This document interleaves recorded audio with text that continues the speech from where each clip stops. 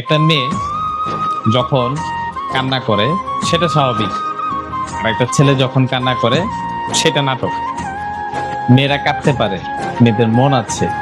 একটা মেয়ের বাবা মা যখন মারা যায়, একটা ঘরের আলো যখন নিভা যায়, তখন সেই মেয়েটার দুঃখ, সেই মেয়েটার কষ্ট লাঘব করার মতো মানুষের অভাব হয় না।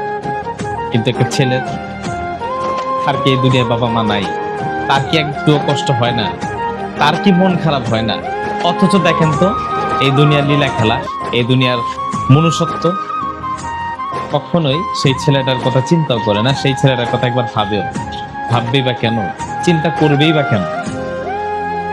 সেটা তো ছেলে, সেটা মেয়ে।